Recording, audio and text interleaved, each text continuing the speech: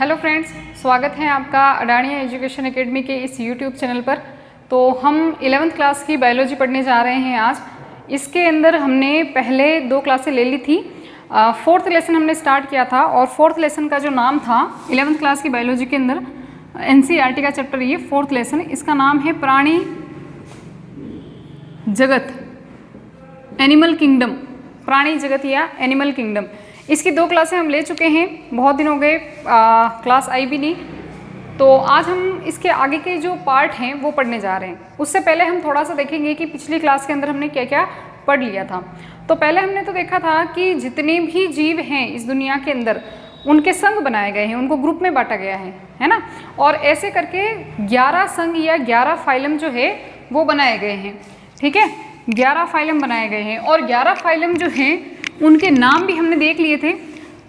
उन 11 फाइलम को आपको वैसे ही नंबर वाइज याद रखना है। 11 फाइलम में सबसे पहला जो फाइलम था वो था कौन? पोरीफेरा। और पोरीफेरा कैसे जीव होते हैं? जिनके ऊपर पोर्स हो, छिद्र हो। इनको हम डिटेल में पढ़ेंगे आगे एक एक फाइलम को। पोरीफेरा का मतलब है जिनके ऊपर छिद्र हो, वो होते हैं पोरीफेरा। ठीक है, पूरे शरीर के ऊपर क्या हो? छिद्र हो, तो पोरीफेरा। ठीक है, इसके बाद में आए थे कौन? नाइडेरिया। नाइडेरिया बताया था मैंने आपको इसका एग्जाम्पल। ठीक है, जिनके अंदर नीडोब्लास्ट हो वो नाइडेरिया। उसके बाद में इन्हीं के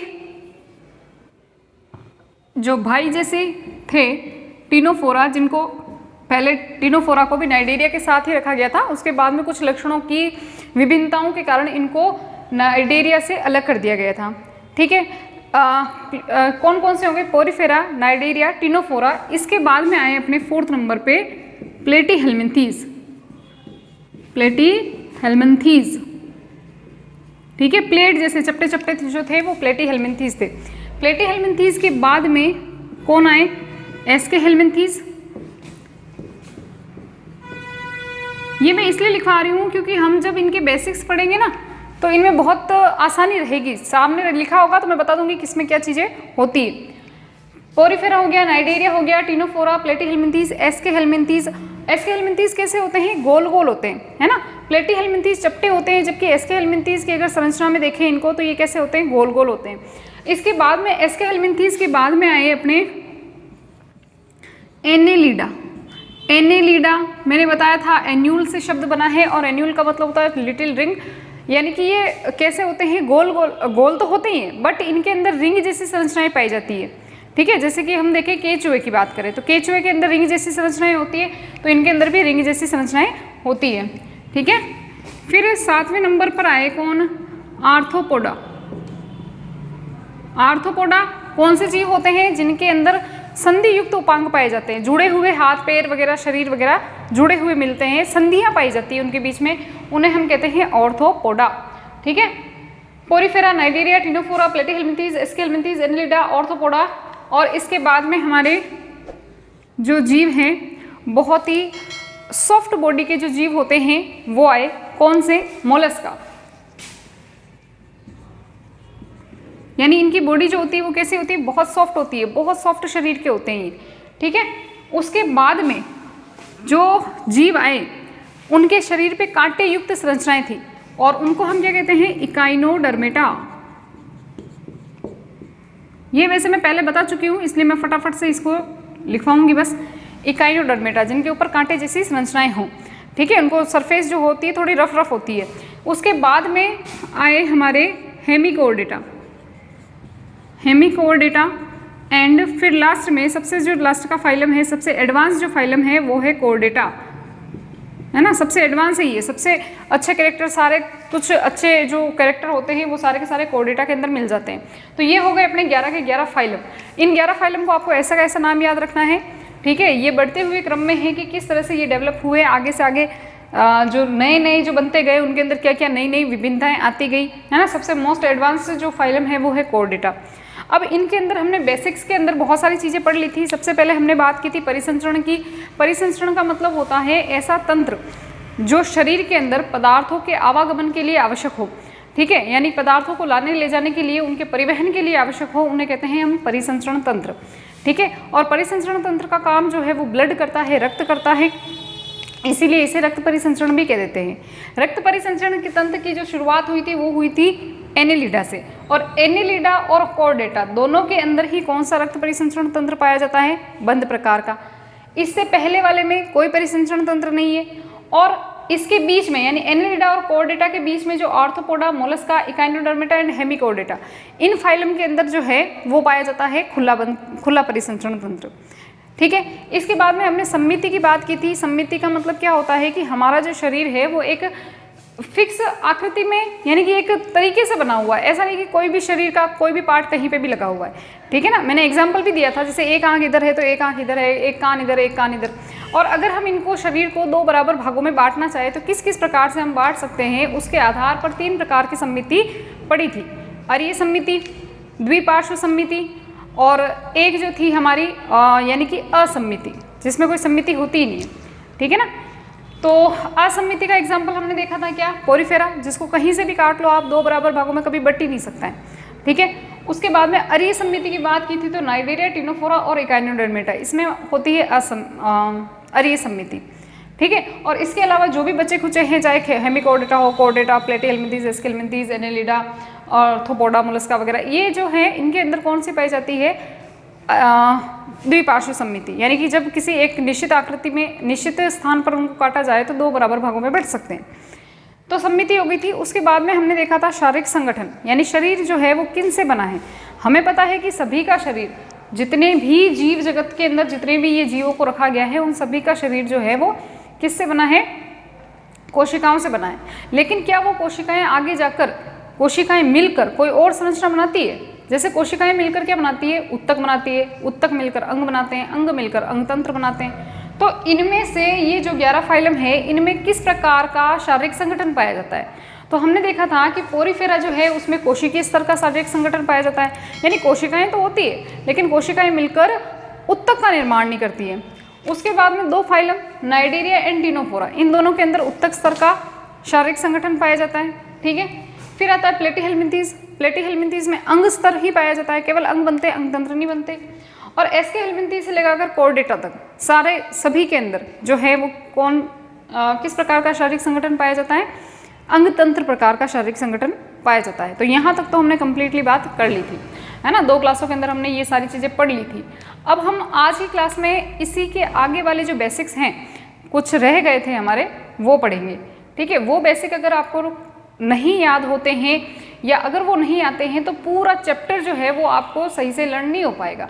पूरा चैप्टर इन्हीं बेसिक्स के आधार पर बनाया गया है, इन्हीं को ध्यान रखते हुए, इसीलिए आपकी बुक के अंदर पहले ये बेसिक कंप्लीट करवाए गए हैं, ताकि आप जैसे ही कोई फाइलम पढ़ोगे जैसे पोरीफेरा हो गया, कोई भी फाइलम पढ़ोगे तो उसके अंदर पहले आपको ये बेसिक पढ़ने पड़ेंगे कि किस में क्या क्या होता है। ठीक है ना। तो आज हम पढ़ने वाले हैं क्या, नेक्स्ट जो हमारा आज का जो टॉपिक रहेगा वो रहेगा सिलोम के बारे में, गुहा के बारे में। ठीक है, तो मैं पहले हेडिंग लगा लेती हूँ। इसे हम कहते हैं सिलोम या गुहा भी कह सकते हो आप, इसे बॉडी कैविटी भी कह सकते हो आप, इसे कोई प्रॉब्लम नहीं है। पहली चीज़ तो हम कहते हैं कि सिलोम होती क्या है। कोई भी शरीर है, कोई भी जीव है, उसके अंदर सिलोम किसे कहेंगे, तो सिलोम को हम बहुत ध्यान से पढ़ेंगे, देखेंगे। जैसे मान लीजिए कि मैं यहाँ पर एक व्यक्ति बना लेती हूँ,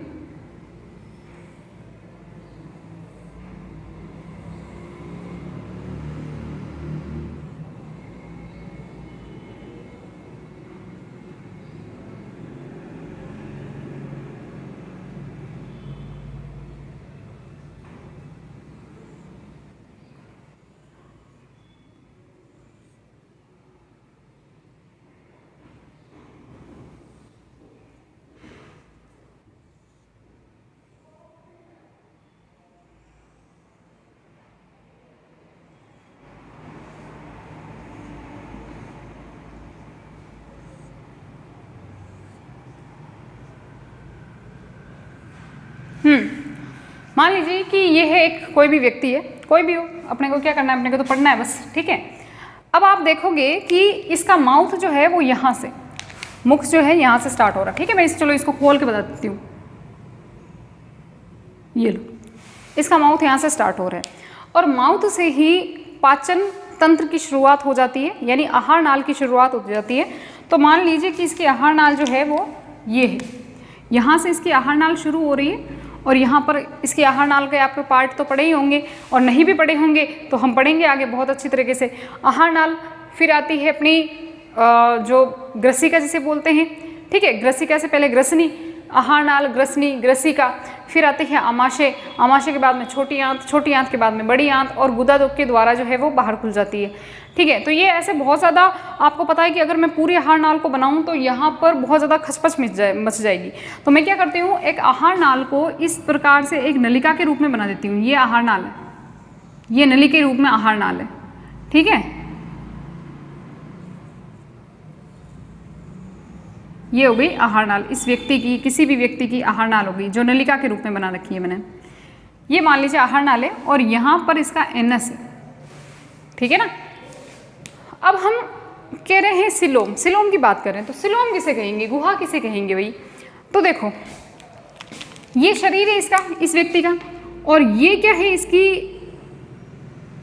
अगर मैं ये बना रही हूँ, जो लाइनिंग कर रही हूँ मैं, ये क्या है इसकी बॉडी कैविटी, बॉडी वॉल है, देह भित्ति है। ये अगर मैं ऐसे बनाऊं, ये जो मोटी सी परत बना रही हूं मैं, ये क्या है इसकी देह भित्ति है, यानी शरीर की भित्ति है ये, ठीक है। तो ये एक तो ये तो हो गई शरीर भित्ति, देह भित्ति हो गई, ठीक है। मैं यहाँ पे लिख लेती हूँ बॉडी वॉल या देह भित्ति, या आप इसे कह सकते हो बॉडी वॉल, बॉडी वॉल हो गई ये, ठीक है। और ये क्या हो गई, आहार नाल हो गई। अब देखो आहार नाल और बॉडी वॉल यानी देह भित्ति के बीच में आपको एक खाली स्थान दिखाई दे रहा है व्हाइट कलर का। ये क्या है, आहार नाल है, ये इसकी बॉडी वॉल है, देह की भित्ति है। इसके बीच में आपको क्या दिखाई देगा, एक रिक्त स्थान दिखाई देगा। इस रिक्त स्थान के अंदर तरल भरा होता है। क्या भरा होता है, तरल भरा होता है, ठीक है। तो मैं यहाँ पर एक बार इसको बना देती हूँ।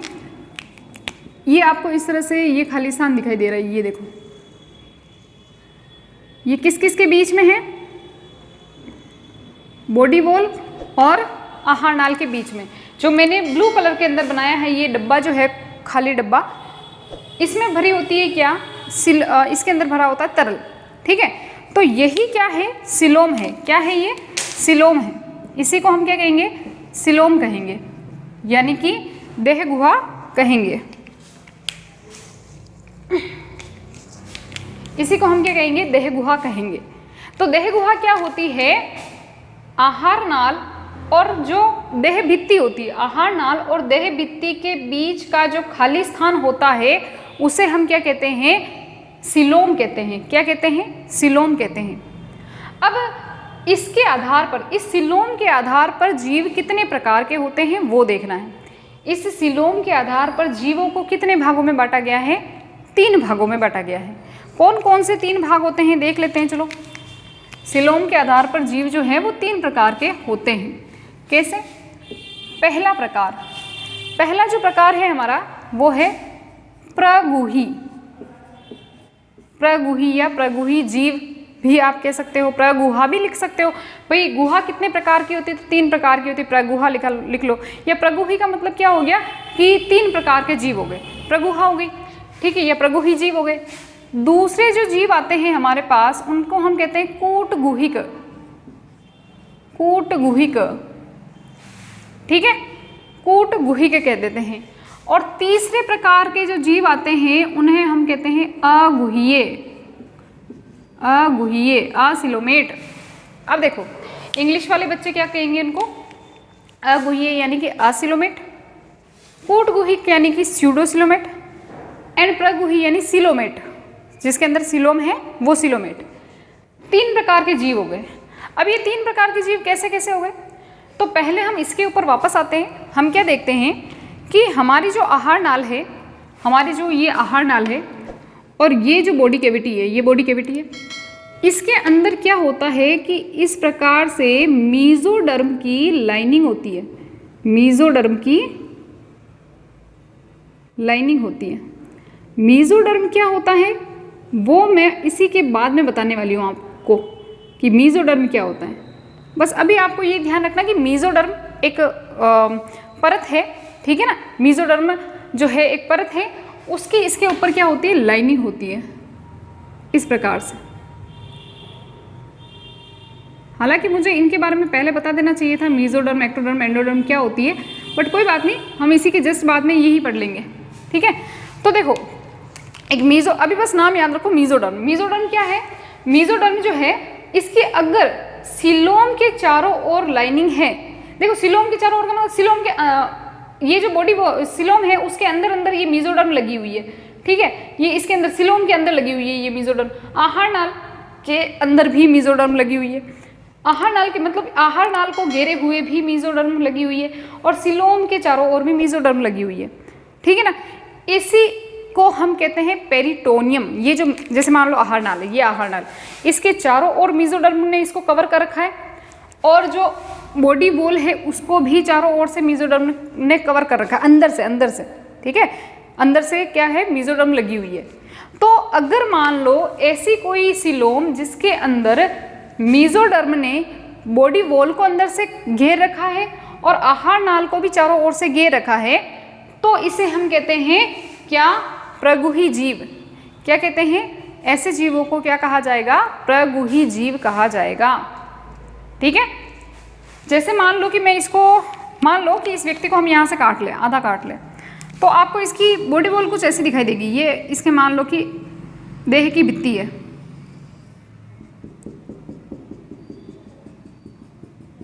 ये इसकी देह की भित्ति है, और ये है इसकी आहार नाल। ठीक है, तो इस आहार नाल के चारों ओर भी ऐसे, इस आहार नाल के चारों ओर भी कौन लगी हुई है, मीजोडर्म लगी हुई है। इस आहार नाल के चारों ओर भी मीजोडर्म लगी हुई है, और इस बॉडी वॉल के अंदर भी, अंदर की साइड को भी पूरी तरह से किसने घेर रखा है, मीजोडर्म ने घेर रखा है। ठीक है, अभी सिर्फ नाम याद रखो, मीजोडर्म क्या होती है वो मैं आगे जिस इसी के बाद में बता दूंगी। तो ऐसी गुहा को हम क्या कहते हैं, प्रगुहा कहते हैं, और ऐसे जीवों को प्रगुही जीव कहते हैं। ठीक है, नेक्स्ट बात आती है कूटगुहिक की। कूटगुहिक जीव किसे कहेंगे भैया, कूटगुहिक उसे कहेंगे जिसके अंदर जो सिलोम होती है, वो सिलोम तो होती है, मतलब सिलोम तो उनके अंदर होगी, यानी कि खाली रिक्त स्थान तो होगा, लेकिन उसके चारों ओर किसकी लाइनिंग नहीं होगी, यानी आहार नाल और बॉडी कैविटी के अंदर कौन नहीं होगा, मीजोडर्म नहीं होगी। यानी ये आहार नाल है तो इसके चारों ओर मीजोडर्म नहीं है, और ना ही इस भित्ति के अंदर की ओर मीजोडर्म की लाइनिंग है, मीजोडर्म की लाइनिंग नहीं है, तो इसे हम कहेंगे कूटगुहिक या कूट गुहा। ऐसे सिलोम को कूट गुहा कहेंगे, और ऐसे प्राणियों को कहेंगे कूटगुहिक प्राणी। ठीक है, मतलब मीजोडर्म की लाइनिंग नहीं है आहार नाल के चारों ओर, और बॉडी वॉल के अंदर पूरी तरह से मीजोडर्म की लाइनिंग नहीं है, तो उसे हम क्या कहेंगे, कूट गुहा कहेंगे। ठीक है, अब बात आती है अगुहिक की। अगुहिक का मतलब क्या है कि इस बॉडी वॉल, यानी कि ये जो शरीर की जो भित्ति है और ये जो आहार नाल है, हमने क्या कहा, यहाँ पर खाली जगह है, इसी को सिलोम कह रहे हैं, नाम आ रहा है अगुहीय, असिलोमेट। असिलोमेट का मतलब क्या है कि जो आहार नाल है और जो देह की भित्ति है उसके बीच में रिक्त स्थान है ही नहीं, यानी कि इसके बीच में गुहा होती ही नहीं है। किसके बीच में, आहार नाल और जो बॉडी वॉल है यानी देह की भित्ति है वो ऐसे जुड़ी हुई है, इनके बीच में गुहा होती ही नहीं है, और इनके बीच में एक पदार्थ यानी कि एक मीजेनकाइम नाम के उत्तक भरे पड़े होते हैं, तो इनके बीच में रिक्त स्थान होते ही नहीं है, ऐसे जुड़ी होती है ये। ठीक है ना, ये कैसे जुड़ी होती है, मान लो कि ये बॉडी वॉल है और ये ऐसे ऐसे आपस में ऐसे जुड़ी होगी, ये आहार नाल हो गई, ये आपस में जुड़ी हुई है, और इनके बीच बीच में जो है वो थोड़े से उत्तक भर जाते हैं। ठीक है, किस किस प्रकार से होते हैं वो हम आगे पढ़ेंगे। तो इनके बीच में रिक्त स्थान होता ही नहीं है, तो इसे हम कहते हैं क्या, अगुहीय जीव। ठीक है, अब हम क्या पढ़ लेते हैं, इनके एग्जाम्पल देख लेते हैं। तो सबसे पहले बात करते हैं अगुहीय की। तो अगुहीय कौन कौन से होते हैं भैया, पोरीफेरा से लेकर प्लेटीहेल्मिन्थीज तक, यानी कि अगर मैं इसका एग्जाम्पल लिखूं तो कौन कौन हो गया, पोरीफेरा, पोरीफेरा, उसके बाद में कौन आएगा, नाइडेरिया, देखो कौन कौन से आते जा रहे हैं, नाइडेरिया, फिर टीनोफोरा, और फिर आ जाता है अपना प्लेटीहेल्मिन्थीज। तो यहाँ तक जो जीव हैं यानी पोरीफेरा से लेकर कर प्लेटीहेल्मिन्थीज के जो जीव हैं इनके बीच में देह गुहा या यूं कह सकते हैं कि देह गुहा जो होती है वो होती नहीं है, सिलोम होती नहीं है, यानी कि बॉडी वॉल और जो आहार नाल है वो जो है उनके बीच में खाली रिक्त स्थान होता ही नहीं है। तो ऐसे जीवों को हम क्या कहेंगे, अगुह्य जीव। और एग्जाम्पल कौन कौन से हो जाएंगे, यहाँ से लगाकर पोरीफेरा से लगाकर प्लेटीहेल्मिन्थीज तक क्या कर दो आप, अगुह्य जीव कर दो। कूट गुहिक यानी कि जिसके अंदर देह गुहा तो होती है लेकिन देह गुहा अंदर से किससे लाइंड नहीं होती है, किसकी लाइनिंग नहीं होती है, अंदर मीजोडर्म की लाइनिंग नहीं होती है, तो इसको हम क्या कहते हैं, कूट गुहिक। और ऐसा जीव कौन है, एक ही है, एस्के हेल्मंथीज, एस्के हेल्मंथीज। तो जो एस्के हेल्मिन्थीज है इसके अंदर क्या पाई जाती है, कूट गुहा पाई जाती है। आपको एग्जाम में पूछा जा सकता है कि निम्न में से कूट गुहा किस में पाई जाती है, अगर आप कोई भी नीट वीट का एग्जाम दो तो उसके अंदर आ सकता है। इसके बाद में कौन बच गए, एस्के हेल्मिन्थीज के बाद में एनेलिडा, एनेलिडा, उसके बाद में आर्थ्रोपोडा, मोलस्का, इकाइनोडर्मेटा एंड हेमिकोर्डेटा और कोर्डेटा।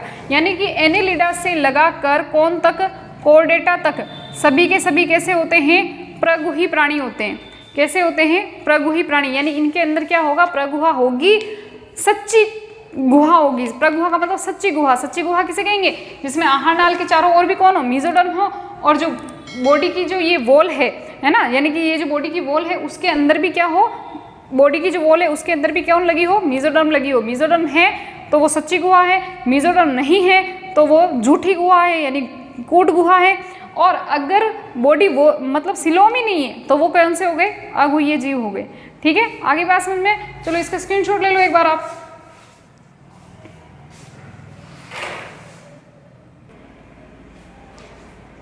हो गया,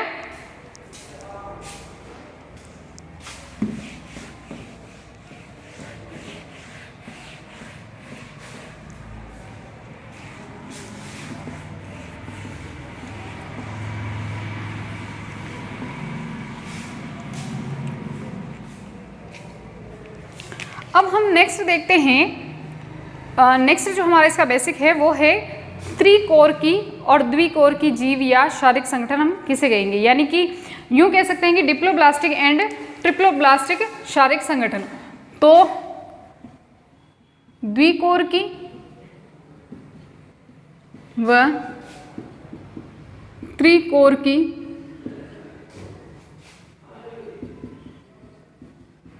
शारीरिक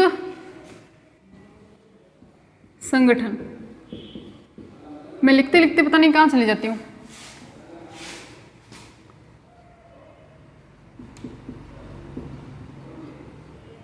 शारीरिक संगठन, ठीक है। अब द्विकोर की एंड त्रिकोर की शारीरिक संगठन का मतलब क्या है, देखो द्विकोर की को हम बोलते हैं डिप्लोब्लास्टिक, त्रिकोर की को हम बोलते हैं ट्रिप्लोब्लास्टिक। अब इसका क्या मतलब है, देखो ध्यान से समझेंगे इस चीज को कि जब एक बच्चा बनता है तो क्या होता है कि बच्चे के अंदर, बच्चा कैसे बनता है, सबसे पहले शुक्राणु आता है और फिर जो है ये अंडाणु से मिल जाता है। इसके बाद में युग्मनज बनता है, ठीक है। इसमें 23 गुणसूत्र होते हैं, इसमें 23 हम 12th क्लास के अंदर हमारी क्लासेस चली रही है, उसमें 12th में भी अगर कोई बच्चा बैठना चाहे और वो देखना चाहे कि ये आगे की तैयारी पहले से करना चाहे तो उसमें मैंने ये सब चीज़ें बता रखी है। तो इसे हम कहते हैं युग्मनज, यानी कि जब नर युग्मक और मादा युग्मक, नर युग्मक और मादा युग्मक आपस में मिलते हैं, शुक्राणु अंडाणु मिलते हैं तो एक नई संरचना, एक कोशिका एक बोल से, यानी ये एक ही कोशिका होती है, इसी से पूरा जीव बनता है, इसे हम कहते हैं युग्मनज। और यही जो है युग्मनज ये होता है टोटिपोटेंट सेल। टोटिपोटेंट सेल का मतलब क्या होता है, ऐसी सेल, ऐसी कोशिका, केवल एक ऐसी कोशिका जो एक पूरे नए जीव को जन्म दे सकती है, उसे हम कहते हैं टोटिपोटेंट सेल या युग्मनज। ठीक है, एक मिनट मुझे ये चेक करने दो कि ये क्लियर दिख रहा है क्या। क्लियर दिख रहा है। एक बार पहले ऐसी प्रॉब्लम हो चुकी थी कुछ बीच में, इसीलिए। हाँ भैया, ये युग्मनज है। युग्मनज से आगे जाकर बहुत सारा सेल डिवीजन होता है, ऐसे कोशिकाएं विभाजन करती है, कोशिकाएं विभाजन करती है और फिर जो है ऐसे ऐसे करके कोशिकाएं विभाजित होती जाती है और ऐसे बहुत सारी संरचना बनती है, जिसके अंदर युग्मनज से जो है एक नई संरचना बनती है जिसे अपन भ्रूण मतलब 4-5 कोशिकाओं की संरचना बनती है जिसे भ्रूण कहा जाता है। उसके बाद में मोरुला अवस्था आती है, मोरुला के बाद में ब्लास्टुला अवस्था आती है और ब्लास्टुला के बाद में जो है गैस्ट्रुला अवस्था आती है। तो इस प्रकार से खूब सारी अवस्थाएं आती हैं और उसके बाद में जो है यानी कि इसके सबसे लास्ट में जो है ये कोशिकाएं क्या करती है, ये कोशिकाएं सारी कोशिकाएं मोरुला ब्लास्टुला ये सब यहाँ तक हो गया। फिर गैस्ट्रुलेशन एक अवस्था आती है जिसके अंदर क्या होता है कि जितनी भी कोशिकाएं बनती रहती है वो सभी की सभी कोशिकाएं क्या होती है, इस प्रकार से एक दूसरे के ऊपर 3 चपातियों के रूप में, जैसे आपने चपातियां देखी ना, ठीक है, उसके रूप में ये एक दूसरे के ऊपर जम जाती है।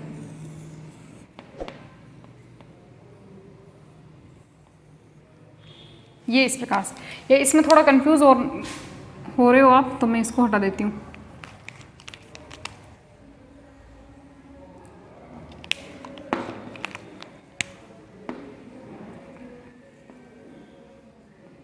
ये इस प्रकार से जो सारी कोशिकाएं थी वो कोशिकाएं, जैसे आप ये समझ लो जैसे 3 रोटियां लो, एक रोटी के ऊपर दूसरी, दूसरी के ऊपर तीसरी रोटी के रूप में, यानी कि एक चपातियों की तरह एक परतों के रूप में ये सारी की सारी कोशिकाएं जम जाती हैं।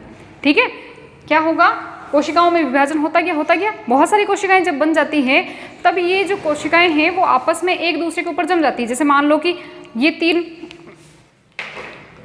इस प्रकार से जम जाती है, ऐसे जम जाती है, एक सबसे ऊपरी वाली परत, एक बीच वाली परत और एक जो है सबसे नीचे वाली परत। ठीक है, अब इसके जमने से जो 3 परतें बनी हैं, इन 3 परतों को क्या क्या कहते हैं, जो सबसे ऊपर वाली जो परत होती है इसे हम कहते हैं एक्टोडर्म। क्या कहते हैं, एक्टोडर्म। ठीक है, बीच वाली जो परत होती है इसे हम कहते हैं मीजोडर्म, जो कि अभी अभी मैंने बताया था आपको, मीजोडर्म। और सबसे नीचे वाली परत जो होती है उसे हम कहते हैं एंडोडर्म। क्या कहते हैं, एंडोडर्म। क्या हुआ, सबसे पहले जब एक बच्चे बनने की शुरुआत होती है तो शुक्राणु आता है अंडाणु के पास में, वो दोनों मिल जाते हैं, इससे युग्मनज बनता है और युग्मनज जो है वो धीरे धीरे विभाजन करता है और लास्ट में, लास्ट की तो नहीं कहेंगे, बीच में ऐसी अवस्था आती है तब ये जो सारी कोशिकाएं होती है वो एक दूसरे के ऊपर रोटी की तरह जम जाती है। रोटी कह लो आप, या फिर आप कुछ भी एग्जाम्पल ले लो, जो गोल गोल चीज़ें होती है ना, 3 परतें ले लो, उन परतों को एक दूसरे के ऊपर आप इकट्ठा कर लो। ठीक है, तो सबसे ऊपर वाली जो परत होती है उसे एक्टोडर्म कहा जाता है, बीच वाली परत को मीजोडर्म कहा जाता है, सबसे नीचे वाली परत को एंडोडर्म कहा जाता है। ठीक है, अब देखो ये तीनों ही वो परतें हैं जिनसे पूरा का पूरा बेबी बनेगा, एक नए शरीर का निर्माण होगा। आपको पता है कि आपके शरीर के अंदर 4 प्रकार के उत्तक हैं, तो वो चारों के चारों उत्तक जो है, चारों प्रकार के जो उत्तक हैं वो इन तीनों से मिलकर ही बने होंगे। जैसे कि हम बात करें इसकी, किसकी, एक्टोडर्म की, तो एक्टोडर्म से क्या क्या चीज़ें बनती है। एक्टोडर्म से एक तो हमारा तंत्रिका तंत्र बनता है। तंत्रिका तंत्र का मतलब क्या होता है, जिसके अंदर हमारा मस्तिष्क आ जाता है और हमारा स्पाइनल कॉर्ड आ जाता है। तो तंत्रिका तंत्र का निर्माण किससे होता है, एक्टोडर्म से होता है।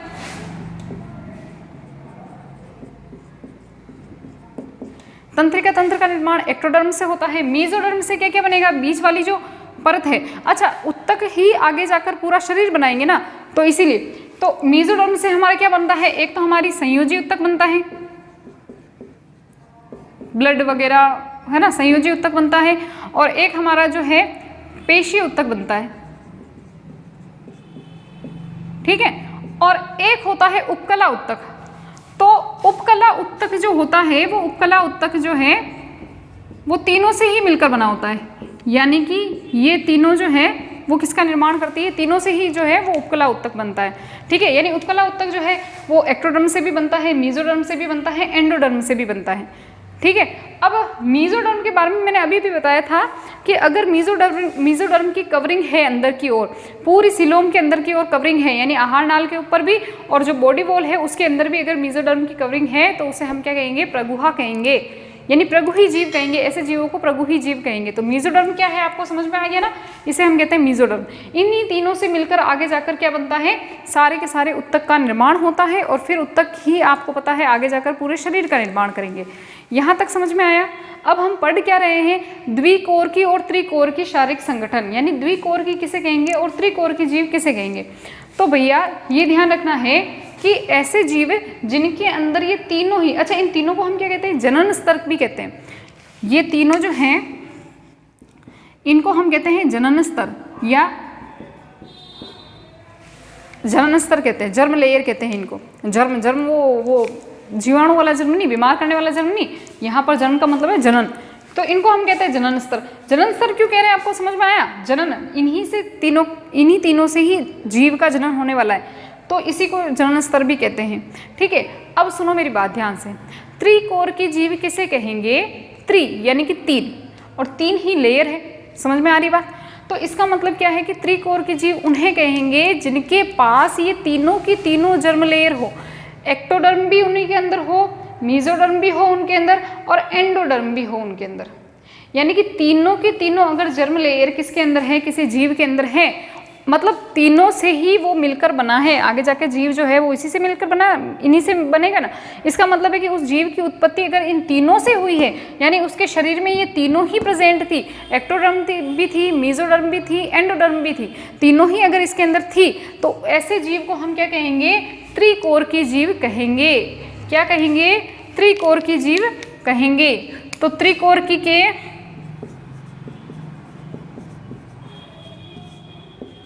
एग्जाम्पल मैं यहाँ पर लिख रही हूँ, त्रिकोर की जीव कहेंगे या ट्रिप्लोब्लास्टिक कहेंगे, इसको इंग्लिश में कहते हैं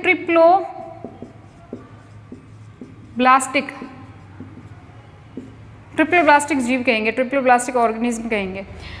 तो त्रिकोर की जीव की शुरुआत सबसे पहले कहाँ से हुई थी? ये तीनों जर्म लेयर सबसे पहले किस फाइलम के अंदर बनी थी? यह भी आ सकता है कि प्रथम त्रिकोर की जीव कौन सा था या संघ कौन सा था, ठीक है ना। तो कहाँ से इसकी शुरुआत हुई थी भैया? इसकी शुरुआत हुई थी प्लेटीहेल्मिन्थीज से, यानी प्लेटीहेल्मिन्थीज वो प्राणी थे जिनके अंदर सबसे पहले इन तीनों परतों का निर्माण हुआ था, इन तीनों जनन स्तरों का निर्माण हुआ था। ये तीनों स्तर हैं, इनको जनन स्तर कह रहे हैं। तो इन तीनों जनन स्तर का निर्माण जो हुआ था वो कहाँ से हुआ था? प्लेटीहेल्मिन्थीज से। और एक चीज़ ध्यान रखनी है कि नया कोई भी अच्छा सा कैरेक्टर आ गया, नया एडवांस कोई भी लक्षण आ गया, तो उसको कंटिन्यू रखो, फिर उसके पीछे मत जाओ वापस, है ना, पीछे तो जाना ही नहीं है, फिर उसको कंटिन्यू रखो। इसका मतलब है कि तीनों जनन स्तर किस किस में पाए जाते हैं? शुरुआत कहाँ से हुई? प्लेटीहेल्मिन्थीज से। ये बहुत बार क्वेश्चन आ चुका है, आ भी सकता है आगे भी, कि सर्वप्रथम त्रिकोर की शारीरिक संगठन कहाँ से आया या त्रिकोर की जीव कौन सा था? तो प्लेटीहेल्मिन्थीज। अब यहाँ से शुरुआत हो गई है, तो इसके नीचे जो सारे के सारे हैं वो कौन से हो जाएंगे? त्रिकोर की। तो एग्जाम्पल में हम क्या लिख सकते हैं?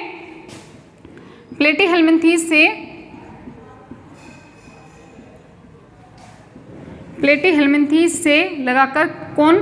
कोर्डेटा तक। सारे के सारे कैसे हैं? ट्रिप्लोब्लास्टिक हैं या त्रिकोर की जीव हैं जिनके अंदर क्या होती है? तीन जनन स्तर पाए जाते हैं। जब वो बनते हैं तब इनके अंदर तीन जनन स्तर पाए जाते हैं। तो ये कौन से हो गए? त्रिकोर की जीव हो गए। अब हम बात करते हैं द्विकोर की जीव की। तो द्विकोर की, या हम इसको हम क्या कह सकते हैं? डिप्लोब्लास्टिक। द्विकोर की या डिप्लोब्लास्टिक किसे कहेंगे? जिनके अंदर केवल दो जनन स्तर हो, जिनके अंदर केवल दो जनन स्तर हो। ये तीन परतें नहीं होनी चाहिए, इनमें से दो होनी चाहिए। तो भैया किसे गायब करोगे आप? गायब किसे करें? गायब बीच वाली को कर दो, ठीक है ना। सबसे ऊपर वाली एक्टोडर्म, सबसे नीचे वाली एंडोडर्म, इन दोनों को रहने दो, बीच वाली को गायब कर दो। इसका मतलब द्विकोर की जीव किसे कहेंगे? जिनके अंदर केवल दो जनन स्तर पाए जाते हों। ऐसे जीव जिनमें दो जनन स्तर पाए जाते हों, और दो जनन स्तर कौन कौन से? सबसे ऊपर वाला एक्टोडर्म, सबसे नीचे वाला एंडोडर्म, ठीक है। तो जिसमें एक्टोडर्म और एंडोडर्म हो उसे हम क्या कहेंगे? द्विकोर की। और द्विकोर की आप बताइए कौन कौन से हो जाएंगे? जो बच्चे खुचे सारे हैं वो द्विकोर की हो गए, यानी कि प्लेटीहेल्मिन्थीज से पहले वाले। प्लेटीहेल्मिन्थीज से पहले वाले कौन हो गए? Porifera, Cnidaria and Ctenophora. तो इसके एग्जाम्पल में हम क्या लिख सकते हैं? पोरीफेरा, तीन ही ऐसे हैं, Porifera, Cnidaria and Ctenophora. Porifera, Cnidaria and Ctenophora, ठीक है। तो ये तीनों के तीनों कैसे हो गए? द्विकोर की जीव हो गए। द्विकोर की का मतलब जिसके अंदर जर्म लेयर कौन कौन सी हो? सिर्फ एक्टोडर्म और सिर्फ एंडोडर्म, बीच में कोई जर्म लेयर नहीं हो। और बीच में जब जर्म लेयर नहीं होती है तो इनके बीच में एक जेली देखी है आपने? जेली जैसा पदार्थ भर जाता है। जैसे मान लो ये हो गई एक्टोडर्म, एक्टोडर्म, और इसके नीचे मान लो कि ये हो गई एंडोडर्म, एंडोडर्म, ठीक है। और इसके बीच में क्योंकि क्या नहीं है, मीजोडर्म नहीं है, तो मीजोडर्म नहीं होने की वजह से यहाँ पर एक जेली जैसा पदार्थ भर जाता है जिसे अपन कहते हैं मीजोग्लिया। क्या कहते हैं इसको? हम कहते हैं मीजोग्लिया।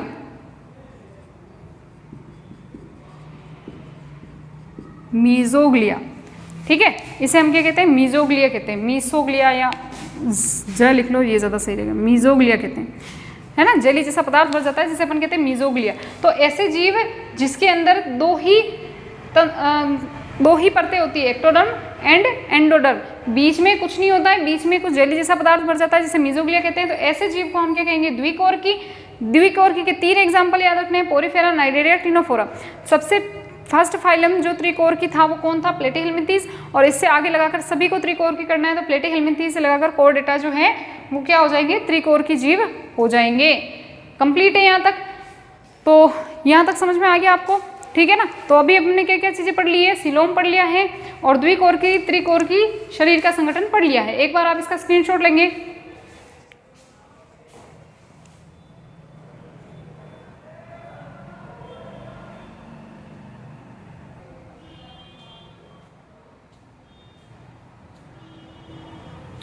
हो गया?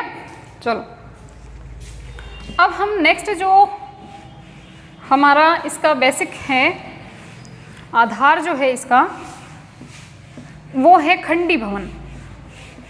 इनके एग्जाम्पल आपको इसी तरह से लर्न करने पड़ेंगे।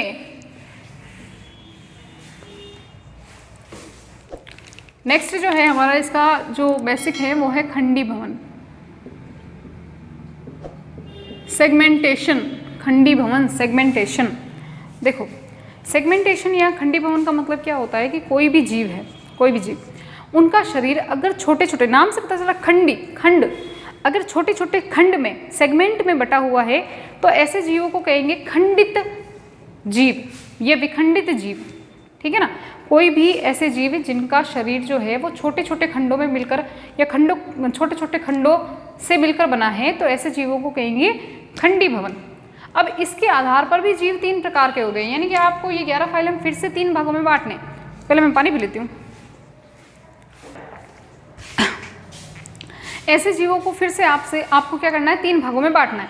तो सबसे पहले हम देखते हैं कि 3 भाग कैसे कैसे हो गए।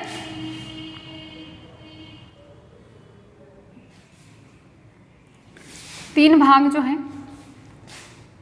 कैसे बांटना है आपको?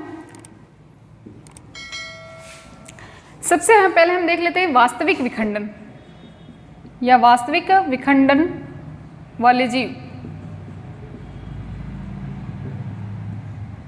वास्तविक विखंडन वाले जीव। और फिर हम देख लेते हैं कूट विखंडित जीव।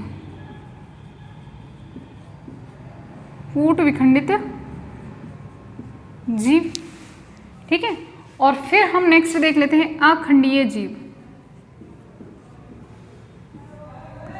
अखंडीय जीव। सबसे पहले हम इनकी डेफिनेशन देखेंगे। डेफिनेशन में हमको क्या देखना है कि सबसे पहले हम बात कर लेते हैं अखंडीय जीव की। चलो, अखंडीय जीव का मतलब क्या होता है? ऐसे जीव जिनका शरीर किसी भी तरह से खंडों में बटा नहीं होता है, उन्हें हम कहते हैं अखंडीय जीव, ठीक है। किसी भी तरह से शरीर जो जीव है वो खंडों में बटा हुआ नहीं है, कोई खंड नहीं है उसके ऊपर, बिल्कुल एक प्लेन सा जीव है, उसे हम कहेंगे अखंडीय जीव। नाम से पता चलता है अखंडीय, कोई खंड नहीं है। नेक्स्ट हम देखते हैं वास्तविक विखंडन, देख लेते हैं वास्तविक विखंडन क्या होता है। इसके बाद में कूट विखंडन बताती हूँ। वास्तविक विखंडन क्या होता है? ऐसा जीव जिनका शरीर खंडों में तो बटा होता है, ठीक है, यानी कि आपको देखने पर भले ही वो बाहर से दिखे नहीं दिखे, ऐसा कोई, अच्छा एक चीज़ ध्यान रखनी है, ऐसा कोई ज़रूरी नहीं है कि बाहर से देखने पर, क्योंकि अभी मैं एग्जांपल बताऊंगी फिर आप लोग कहोगे कि ये एग्जांपल इसमें कैसे हो गया, अभी ऐसा तो कोई खंड दिखता नहीं है, ठीक है ना। बाहर से चाहे वो खंडों में नहीं दिखे, लेकिन शरीर के आंतरिक भागों तक अगर उसमें खंड पाए जाते हैं तो उसे हम कहेंगे खंडित जीव या वास्तविक विखंडन वाले जीव कहेंगे, ठीक है।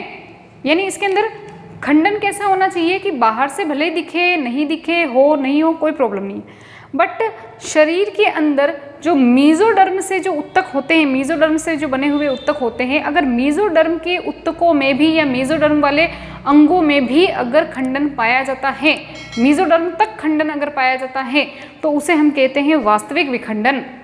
क्या कहेंगे? वास्तविक विखंडन। ठीक है, आंतरिक पूर्व अंदर वाले अंगों में भी, ये भी हम कह सकते हैं कि जो अंदर वाले अंग है, शरीर के अंदर पड़े हुए अंग है, अगर उसमें भी विखंडन पाया जाता है तो उसे हम कहेंगे वास्तविक विखंडन। ठीक है, अब नेक्स्ट हम देखते हैं कूट विखंडन।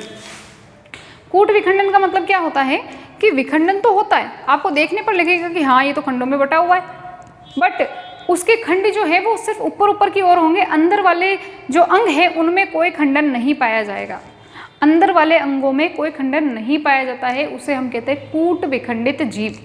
ठीक है, अब हम नेक्स्ट देखते हैं वास्तविक विखंडन। तो वास्तविक विखंडन का एग्जाम्पल अगर हम देखें तो हो जाएगा कोरडेटा। कोरडेटा, ठीक है, चलो पहले एनेलिडा से करते हैं हम। एनेलिडा, उसके बाद में आर्थ्रोपोडा, और उसके बाद में होता है कोरडेटा। सिर्फ आपको 3 फाइलम याद रखने हैं, इन तीनों फाइलम में वास्तविक विखंडन पाया जाता है। ठीक है, एनेलिडा में तो होता ही है। एनेलिडा को अगर हम पढ़ेंगे तो एनेलिडा का अगर हम जीव देखें, कोई भी केंचुआ देख लेते हैं, तो केंचुए के अंदर मान लो कि ये केंचुआ है, इसके अंदर क्या होता है कि केंचुए के अंदर रिंग जैसी संरचनाएं पाई जाती है, ऐसे रिंग रिंग रिंग ऐसे होता है, रिंग रिंग तो रिंग होती है ना। देखो ऊपर से आपको देखने पर लगेगा कि हाँ इसमें तो देखो गोल गोल रिंग रिंग है, बट अगर आप इसको अंदर से देखोगे ना तो ये अंदर से भी ऐसे आपको खंड दिखाई देंगे, शरीर के अंदर तक खंड होते हैं, ऐसे शरीर के अंदर तक खंड होते हैं। ठीक है, तो इसे कहते हैं वास्तविक विखंडन। तो एनेलिडा हो गया। आर्थ्रोपोडा में भी बिल्कुल आंतरिक विखंडन पाया जाता है। कोरडेटा के अंदर कैसे? आप कहोगे कोरडेटा हम लोग हैं, हमारे तो अंदर कोई विखंडन नहीं दिख रहा है, ऐसे खंड कैसे दिख रहे होते हैं भैया? हमारी अगर हम पसलियों को देखें तो देखो एक पसली, दूसरी पसली, तीसरी पसली ऐसे खंडों में बटी हुई है। ठीक है, उसके अलावा अगर हम हमारी वर्टिब्रल कॉलम को देखें, रीढ़ की हड्डी को देखें, तो उसके अंदर भी कशेरुकाएं होती है, कशेरुकाएं इस तरह से बटी होती है। ठीक है, तो इसमें कौन सा विखंडन पाया जाएगा? वास्तविक विखंडन पाया जाएगा, कूट वास्तविक विखंडन पाया जाएगा। सिर्फ 3 याद रखने, एनेलिडा, आर्थ्रोपोडा एंड कोरडेटा। ठीक है, नेक्स्ट हम देखते हैं कूट विखंडित जंतु। कूट विखंडित जंतु का आपको सिर्फ एक एग्जाम्पल ही याद रखना है, कौन सा? प्लेटीहेल्मिन्थीज। प्लेटीहेल्मिन्थीज, प्लेटीहेल्मिन्थीज जो जीव हैं, अगर हम टेपवर्म की बात करें तो आप अगर टेपवर्म की संरचना को हम पढ़ेंगे आगे नेक्स्ट, तो कुछ ऐसा होता है ये।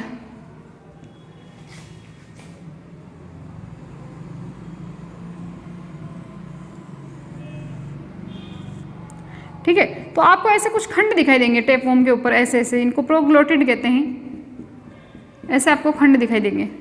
ठीक है, ऐसे होता है ये शरीर इसका।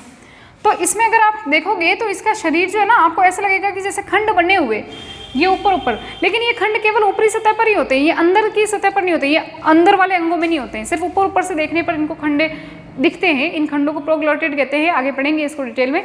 बट ये खंड सिर्फ ऊपरी सतह पर दिखते हैं, अंदर वाले अंगों में नहीं दिखते हैं, तो इसलिए प्लेटीहेल्मिन्थीज को हम क्या कहेंगे? कूट विखंडित जंतु। विखंडन तो है बट पूरा नहीं है, अंदर की ओर भी नहीं है, सिर्फ ऊपरी ऊपरी सतह पर है, तो इसे हम कहेंगे कूट विखंडित जंतु।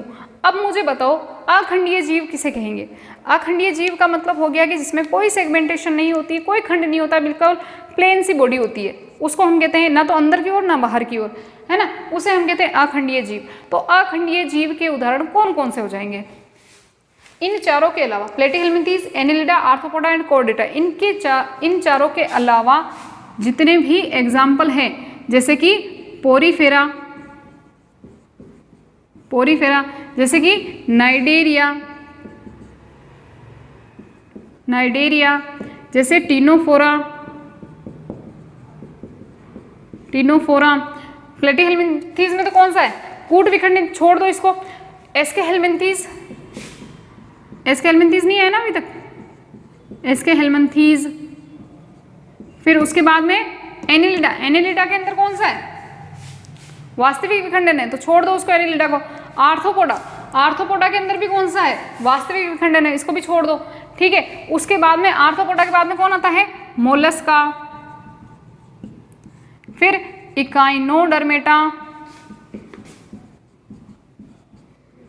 ठीक है, इकाइनोडर्मेटा, एंड फिर हेमिकोर्डेटा, हेमिकोर्डेटा। बस अब आप लोग कहोगे कि इतने सारे, ये तो बीच बीच में से नाम कैसे याद रखें, तो बस इनको चारों को याद रख लो ना आप। प्लेटिहेल्मिन्थेस को कूट विखंडन में डाल दो, और एनेलिडा, आर्थ्रोपोडा, कोर्डेटा, इनमें वास्तविक विखंडन पाया जाता है, तो इसको वास्तविक विखंडन में डाल दो। बाकी जितने भी बचे हैं वो सारे के सारे कैसे हो जाएंगे, अखंडीय जंतु। तो याद रखने की जरूरत कहाँ है, बस इन 11 फाइलम को इस तरह से याद कर लो, सभी सारे बेसिक्स आपके क्लियर हो जाएंगे। क्लियर है यहाँ तक? तो 3 प्रकार के विखंडन होते हैं शरीर के अंदर। एक तो जिसमें विखंडन होता ही नहीं, उसे अविखंडित या अखंडीय जीव कहेंगे। जिसमें विखंडन तो होता है लेकिन आंतरिक अंगों में नहीं होता है, उसे हम क्या कहेंगे, कूट विखंडित जीव। और वास्तविक विखंडन किसे कहेंगे, जो बाहर से भी और अंदर से भी, बाहर से भले हो ना हो, आंतरिक अंगों तक यानी मेसोडर्म से जो बने उत्तक हैं उनके अंदर पूरी तरह से विखंडन होता है, तो उसे हम क्या कहते हैं, वास्तविक विखंडन। ठीक है, एक बार इसका स्क्रीनशॉट ले लो।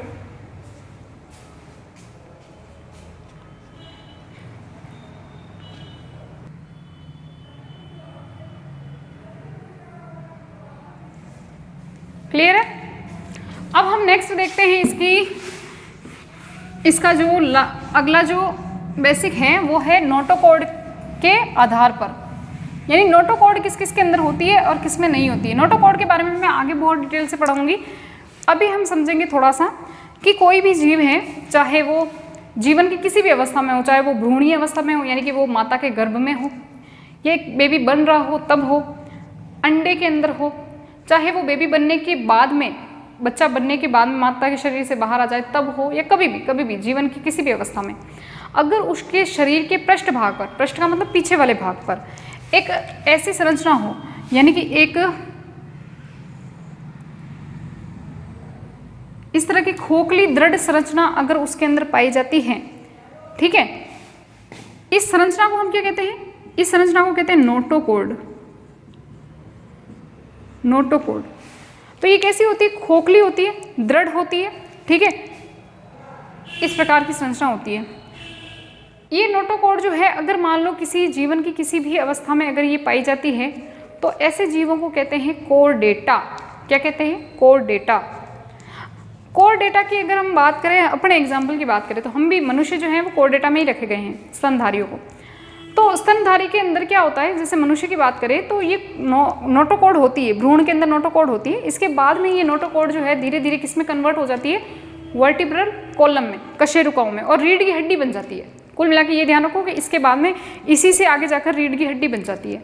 तो रीढ़ की हड्डी हमारे काम क्या आती है, हमें सहारा प्रदान करती है। अगर रीढ़ की हड्डी नहीं होती तो हम एकदम झुके हुए से होते हैं, हम सीधे खड़े ही नहीं हो पाते, हमारा शरीर झुका हुआ सा होता है। तो इसका मतलब ये नोटोकॉर्ड क्या काम करती है, किसी भी जीव को क्या करती है, सहारा प्रदान करती है। ठीक है, खोखली संरचना होती है, दृढ़ संरचना होती है थोड़ी, ठीक है, लंबाई में लंबी होती है, ठीक है। और आगे बाकी इसके आगे जो है हम जब कोर्डेटा को पढ़ेंगे तब मैं इसके बारे में डिटेल से बात करूंगी, ठीक है। तो ये अगर नोटोकॉर्ड किसी भी शरीर के अंदर है तो ऐसे जीवों को हम कहेंगे कोर्डेटा। ऐसे जीवों को हम क्या कहेंगे, कोर्डेटा, ठीक है। और जिसके अंदर कभी नोटोकॉर्ड हुई नहीं, पैदा ही नहीं हुई, कभी हुई नहीं, तो इनको हम कहते हैं नॉन कोर्डेटा। Non Chordata.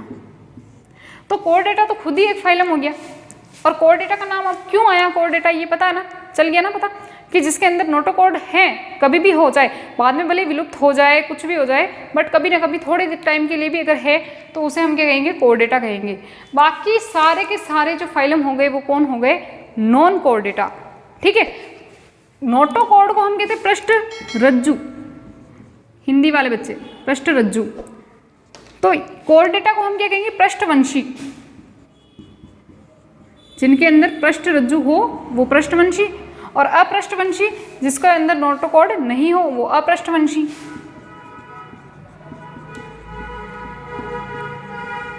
अपृष्ठवंशी, नोटोकॉर्ड होती नहीं है इनके अंदर।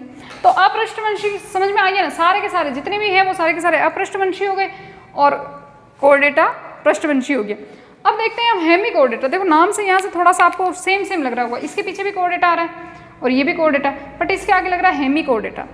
तो हुआ क्या था, हेमिकोर्डेटा को पहले कोर्डेटा में ही रखा गया था, ठीक है। पहले ऐसा माना जाता था कि इसके अंदर भी नोटोकॉर्ड है, बट बाद में देखने से पता चला, जब इसका अध्ययन किया गया गहनता से, तो पता चला कि हेमिकोर्डेटा के अंदर नोटोकॉर्ड जैसी संरचना होती है, बट वो नोटोकॉर्ड होती नहीं है। एक्चुअल में वो नोटोकॉर्ड है नहीं, ठीक है। जो नोटोकॉर्ड के गुण होने चाहिए वो उसमें है नहीं, वो उसके जैसी होती है, तो फिर इसको बाहर निकाल दिया। तो नोटोकॉर्ड जैसी संरचना होती है, इसीलिए इसका नाम दे दिया हेमिकोर्डेटा। पहले ये कोर्डेटा के साथ में ही रखा गया था। कंप्लीट है यहाँ तक, ठीक है। इसका तो आप क्या ही स्क्रीनशॉट लोगे, बट फिर भी बाई चांस अगर किसी को लेना हो तो ले लो, ठीक है। लास्ट जो हमारा बेसिक रह जाता है वो है आहार नाल के आधार पर कोई भी जीव है, मान लो छोटा सा, ये तो कोई भी जीव है, अगर उसके अंदर मुख भी है, मान लो कि ये कोई जीव है, कोई भी जीव बना ली मैं ऐसे ही नॉर्मली, मान लो कि ये कोई जीव है, इसके अंदर मुख है, यहाँ से आहार नाल की शुरुआत होती है और ये ख़त्म होता है एनस के ऊपर, यानी ये तो हो गया मुख, माउथ, और ये इसका हो गया एनस यानी गुदा। तो अगर ये दोनों ही संरचनाएं प्रेजेंट हैं, तो इस प्रकार की संरचना को हम कहेंगे नलिका के भीतर नलिका संरचना। क्या कहेंगे? नलिका के भीतर नलिका संरचना। नलिका के भीतर नलिका कैसे हो गई? एक तो देखो ये पूरा शरीर है, ऐसा इमेजिन करो कि ये पूरी नली है, उसके बीच में ये आहार नाल है, तो नली के अंदर क्या हो गई? नली हो गई ना। तो नलिका के भीतर नलिका वाली संरचना इसको हम कह देंगे, ठीक है। और एक कुछ ऐसे जीव होते हैं जिनके अंदर मान लो कि ये मान लो कोई जीव है, कोई भी जीव, इसका मुख तो है, इसके अंदर माउथ तो है, लेकिन ये क्या होता है कि इसकी आहार नाल घूम फिर कर वापस वहीं आकर खुल जाती है, यानी इसके अंदर एनस नहीं है, ये मुख है पर इसमें गुदा नहीं है, गुदा नहीं है, ठीक है। यानी कि ये यहीं से खाता है और यहीं से अपने अपशिष्ट पदार्थों को बाहर निकालता है, जहाँ से ये माउथ के अंदर भोजन को लेता है वहीं से ये वापस शरीर के बाहर भोजन को निकालने का काम करता है, ठीक है। तो ऐसे जीवों को हम क्या कहते हैं? अंधी नली जीव, यानी कि ब्लाइंड सेक बॉडी प्लान कहते हैं इसको हम क्या कहेंगे? ब्लाइंड सेक बॉडी प्लान। इसका जो बॉडी प्लान है वो कैसा है? ब्लाइंड सेक है, यानी कि जहाँ सिर्फ मुख है, एनस नहीं है, और ये क्या है? ट्यूब विद इन ट्यूब, नलिका के भीतर नलिका संरचना, ठीक है। एक मिनट मेरे को पानी पीने दो।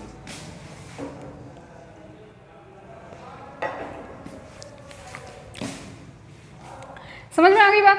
तो नली भी है, मतलब नलिका पूरी विकसित है, देखो इसमें आहार नाल पूर्ण विकसित है, मुख है, गुदा है, ठीक है। तो आहार नाल पूरी तरह से विकसित है और शरीर है पूरा, तो शरीर तो हो गई, ठीक है। ऐसे जीव जो नलिका के भीतर जिसके अंदर नलिका होती है वो कौन हो जाएंगे? कहाँ से स्टार्टिंग हुई है इसकी? एस्के हेलमिंथीस से। तो ऐसे जीव क्या होते हैं? एस्के हेलमिंथीस से लगाकर कौन हो गए? एग्जाम्पल क्या लिखोगे? कोर्डेटा तक, एस्के हेलमिंथीस से लगाकर कोर्डेटा तक, ठीक है। और नाइडेरिया से लगाकर जो हमारा प्लेटीहेलमिंथीस है उसके अंदर जो बॉडी प्लान होता है वो कैसा होता है? ब्लाइंड सेक प्रकार का होता है, ब्लाइंड सेक प्रकार का होता है। यानी कि इनके अंदर क्या होता है? मुख तो होते हैं बट एनस नहीं होता है। तो नाइडेरिया से प्लेटीहेलमिंथीस तक। अब आप सोचोगे पोरीफेरा, पोरीफेरा को किस में रखा गया है? तो पोरीफेरा के अंदर आहार नाल होती ही नहीं है।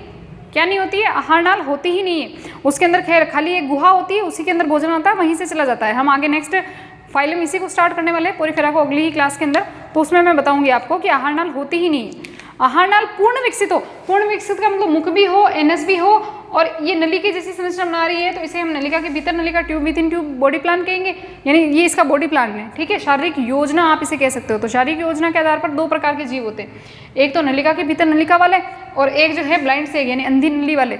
तो ब्लाइंड सेक वाले कौन हो गए? एस्के हेलमिंथीस से कोर्डेटा तक, और अंधी नली वाले कौन होंगे? नाइडेरिया से प्लेटीहेलमिंथीस तक। इनके अंदर मुख तो होता है, एनस नहीं होता है, जहाँ से खाते हैं वहीं से समझो, ठीक है ना, अपशिष्ट पदार्थों को बाहर निकालते हैं, ठीक है। चलो एक बार स्क्रीनशॉट ले लो इसका, हो गया। चलो आज की क्लास के अंदर हमने सारे बेसिक्स कंप्लीट कर लिए हैं। अब हमें सिर्फ पढ़ना है फाइलम को। फाइलम को स्टार्ट करेंगे हम नेक्स्ट क्लास के अंदर, और उसमें हम सबसे पहले पढ़ेंगे कौन सा, पोरीफेरा फ्लाई फाइलम। बहुत मज़ा आने वाला है पोरीफेरा को पढ़ने में। बहुत ही अच्छे जीव होते हैं, प्यारे प्यारे से, बहुत भोले भाले जीव होते हैं, बेचारे समुद्र के अंदर रहते हैं। और इनके अंदर खाना कैसे आता है, खाना कैसे बाहर जाता है, ऑक्सीजन कैसे लेते हैं, जनन कैसे करते हैं, कहाँ पर पाए जाते हैं, ठीक है ना, इनके अंदर क्या स्पेशलिटीज़ होती है, क्या क्या ऐसी संरचनाएं होती है, सब कुछ पढ़ेंगे बहुत डिटेल से। और यहाँ से क्वेश्चन आने की बहुत अच्छी संभावना होती है। एग्जाम के अंदर बहुत बार क्वेश्चन, हर एग्जाम्स के अंदर इनके क्वेश्चन पूछे जाते हैं, ठीक है ना। तो बहुत कुछ पढ़ने वाले हैं आगे हम, ठीक है। कंटिन्यू बने रहिए। अपने जो भी भाई बहन हैं या आपके जो भी अड़ोस पड़ोस के अंदर या क्लासमेट्स में हो, फैमिली फ्रेंड्स वगैरह हो, तो उनको ये क्लासेस ज़्यादा से ज़्यादा शेयर कीजिए, ठीक है। 12th के अच्छे खासे बच्चे जो हैं वो सभी जुड़ चुके हैं चैनल से, लेकिन 11th की संख्या कुछ कम लग रही है मुझे। तो 11th के बच्चों को भी आप ज़्यादा से ज़्यादा इसका फ़ायदा उठाने के लिए कहिए, क्योंकि ये हिंदी मीडियम की क्लासें हैं हमारी। इंग्लिश मीडियम की बहुत सारी मिल जाएगी आपको, बट हिंदी मीडियम के अंदर बहुत ही कम क्लासेस उपलब्ध हो पाती है। और क्योंकि कुछ बच्चों की मांग भी आ रही थी, इसीलिए हमने ये क्लासेस स्टार्ट की है। तो आप भी इस चैनल से जुड़े रहिए और दूसरों को भी जोड़ने का प्रयास कीजिए, और सब्सक्राइब ज़रूर कर दें, ताकि आपको जब भी क्लास आएगी उसका नोटिफिकेशन आ जाएगा। 11th क्लास लिखा होगा ऊपर और चैप्टर का नाम वगैरह भी लिखा होगा, तो जैसे ही क्लास आएगी आपको पता चल जाएगा कि हाँ ये 11th की क्लास आ चुकी है। आप 6:30 बजे, जब भी क्लास आएगी 6:30 बजे आएगी, 6:30 बजे आप उसको देख सकते हैं, ठीक है। सब्सक्राइब जरूर करना है, लाइक ज़रूर करना है, और कमेंट अच्छे से ज़रूर करने हैं अगर आपको क्लासें पसंद आ रही है तो, ठीक है ना। आप देख के चले जाते हो, क्या मतलब, लाइक वाइक तो मिलते ही नहीं हमें, है ना। तो थोड़ा लाइक वाइक करना है, ज़्यादा से ज़्यादा शेयर करना है वीडियो को। आज की क्लास हमारी यहीं तक। Thank you so much. जल्दी से जल्दी नेक्स्ट क्लास लेने का कोशिश करूँगी, और फिर हम स्टार्ट करेंगे पोरीफेरा। Thank you.